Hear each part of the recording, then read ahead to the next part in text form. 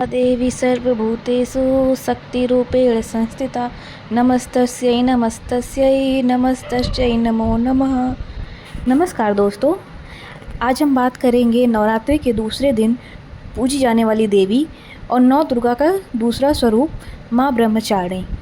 नवरात्रि के दूसरे दिन हम माँ ब्रह्मचारिणी की पूजा करते हैं और जिसका अर्थ होता है तप का आचरण करने वाली। माँ ब्रह्मचारिणी का रूप अत्यंत ज्योतिर्मय और शांत है। दाहिने हाथ में जप की माला और बाएं हाथ में कमंडल। वेशभूषा में वे सफ़ेद वस्त्र धारण करती हैं जो शुद्धता का प्रतीक होता है। पौराणिक कथा के अनुसार माँ पिछले जन्म में राजा हिमालय की पुत्री पार्वती थी।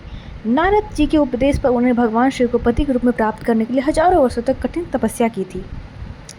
शुरुआत में उन्हें फल फूल खाए, फिर सूखे पत्तों पर जीवन बिताया। अंत में घोर तपस्या के बाद उन्हें प्रभु अपने पति के रूप में प्राप्त हुए। इन्हें तो शिवजी से विवाह का वरदान ब्रह्मा जी ने दिया था। माँ के पूजा और महत्व बहुत ही अत्यंत है। माँ की उपासना से भक्तों को तप, त्याग, संयम, वैराग्य और सदाचार की शक्ति मिलती है। इनका प्रिय भोग चीनी, शर्करा या मिश्री का भोग होता है, जिससे लंबी आयु की प्राप्ति होती है। और माँ को पीले रंग का फूल अर्पित करना बहुत ही शुभ माना जाता है। और माँ की पूजा करने से मंगल ग्रह के अशुभ प्रभाव कम होते हैं। माँ ब्रह्मचारिणी की पूजा जितना ही विधि विधान से आप करेंगे, माँ उतनी ही जल्दी आपसे प्रसन्न होती हैं। मैं आपको एक यहाँ पे प्रमुख मंत्र बताती हूँ, ध्यान से सुनिए। ओम देवी ब्रह्मचारिणे नमः। दघाना कर पद्यायाम अक्षमाला कमंडलु।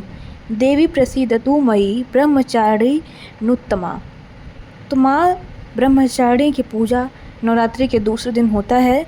और चैत्र नवरात्रि हमारे भारत में, हमारे सनातन धर्म में बहुत ही महत्वपूर्ण दिवस होता है।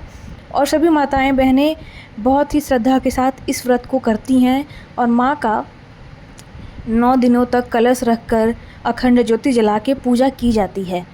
माँ बहुत ही दयालु और निर्मल मन की होती हैं, जो हमारे भाव को देखकर हमें अपनी कृपा प्राप्त कराती हैं। आप सभी सुबह स्वच्छ होके माँ को चीनी या मिश्री का भोग लगा सकते हैं, या फिर गुड़ से बनी खीर का आप भोग लगा सकते हैं, क्योंकि माँ को बहुत ही प्रिय होता है चीनी या मिश्री। और दूसरा अन्य विकल्प मैंने बताया जो भी, कि खीर या गुड़ का खीर आप बना के माँ को भोग लगा सकते हैं। माँ को पीले फूल का चढ़ाएं, क्योंकि माँ को पीले फूल बहुत पसंद है। और आप जो भी पूजा करें या जो भी मनोकामना करें, उसे सच्चे दिल से करें, माँ उसे स्वीकार कर लेती हैं। तो आप सभी मेरे चैनल को लाइक, सब्सक्राइब ज़रूर करिए।